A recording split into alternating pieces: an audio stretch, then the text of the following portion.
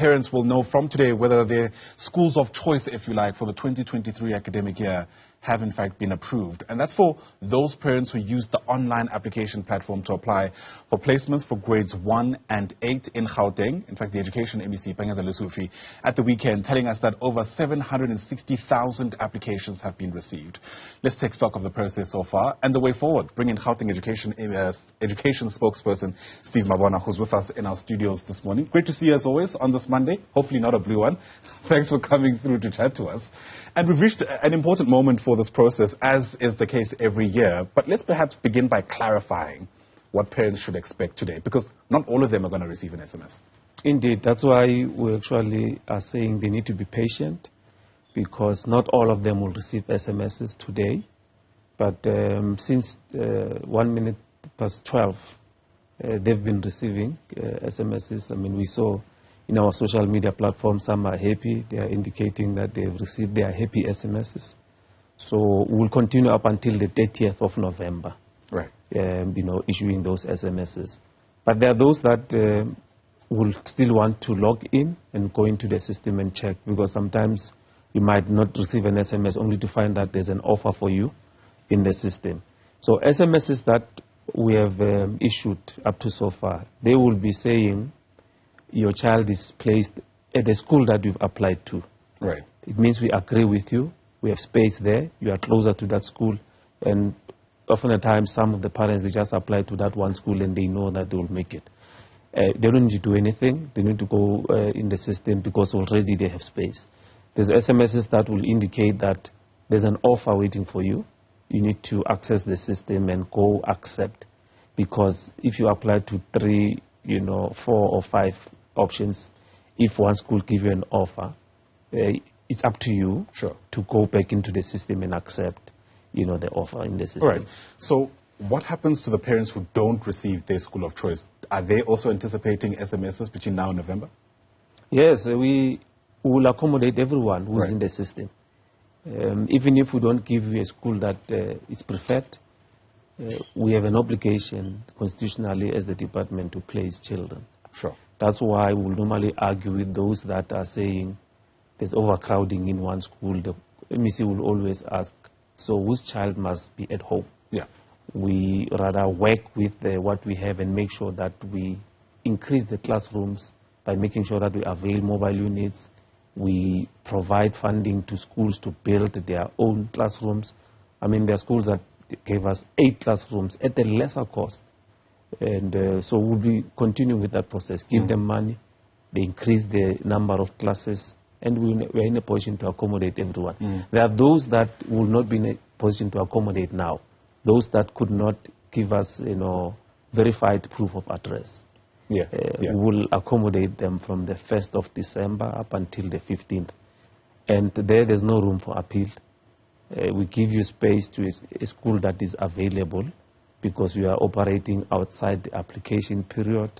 It's outside the placement period, because our placement period ends on the 30th of November. Sure. And we're going to speak about that in a moment, whether or not parents are, from your vantage point, starting to get this right, because it's still relatively new, and in many instances some of the problems actually came from the quality of the applications, for lack of a better term. But you mentioned it's mostly happy SMSs that are going to come through today, but not everyone, of course, has always been happy about the process. In some instances, there have been pushback even from schools. Do you reckon you get a whole lot more buy-in now with the whole process than you did when we started? The number of applications received, it's an indication that parents are aware that in Gauteng we use the system, because they access. Those that cannot access, that we avail walk-in centers, we avail our district offices to assist with the application process. So, like MEC has already indicated, we've received the highest number of applications since the inception of this process. So it's an indication that there's no one will tell you that I didn't know that in Gauteng this is the system that is being utilized. The only challenge which we'll always emphasize is capacity. I mean, a school that has received over 2,000 applications and the capacity is just about 300. Even if we wanted to, we will not be in a position to accommodate everyone, because now we're talking 3 schools in one if we were to accommodate everyone. And we know that parents will say, This is the school of choice. This is, I want only this one. Some will say, when I go to school to work, I need to drop off, my child there. It's advantageous for me. Some, they prefer schools because of sports, activities. So reasons are many, but those schools can accommodate to a certain extent a certain number of learners. And we know typically which schools these are, obviously. These are mostly the good schools that are performing well, they're in good areas, etc. I mean, part of the questions that have been raised in the past is, I wonder whether or not we're doing enough to standardize the kind of, quality of education that you can get across all schools. Because in the same way that you ask whose child must stay at home if a school is full, other parents will ask whose child must go to a school that's in an area where there's high levels of crime, for example. No, we have improved so much. I mean, when you look at if we go back to our township education, we've improved our township education.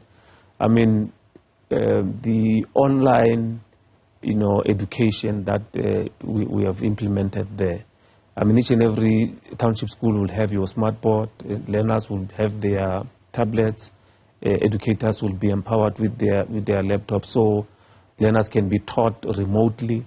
We have a studio where we just plug in an educator, and all schools, they can just plug in their smart boards and attentively listen to take a lesson, remotely.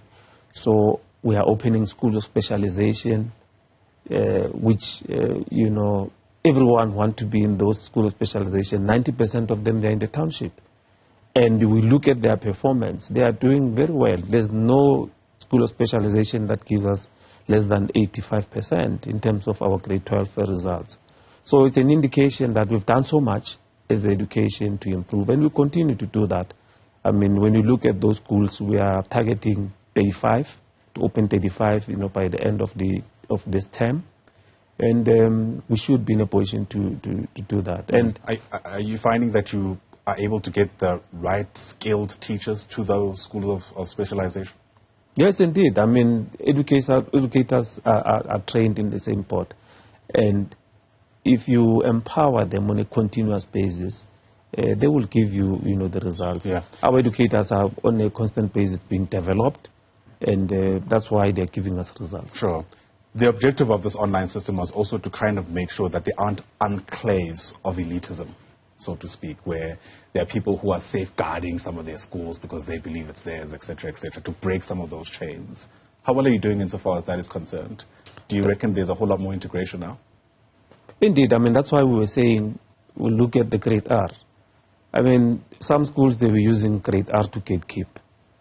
I mean, we are not in charge of the administration process there.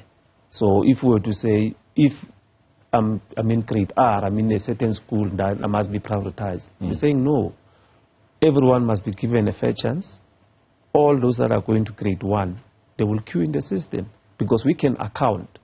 I mean, in those days when there was no online, you could not account. You come there, you bring your application, they put it in the dustbin, or they look at you, you cannot, qualify because probably the color of your skin, or they think that you're not going to be in a position to afford. So all those, they are done away by this system. So that's why you advocate for it. And we are saying to those that are saying the system does not work, it's not the issue of the system. It's the capacity challenge that we find ourselves with. I mean, our schools are in demand because of the quality of education that we provide. I mean, look at the top 10 schools that we portrayed there. It's not only your former Model C schools that are in demand. We have township schools that are in demand that have received over 2,000 applications. Right. A school in Tembisa receiving such a number. It tells you that it's not about people saying township education, there's no quality, then we don't apply there. It's good to see that that perception at least is changing. Speaking about accounting for certain things, many people will be asking how investigations into the sanitization saga, for lack of a better term, is going. How is that faring? No, that thing is gone. I mean, remember there's a report that was released by the SIU,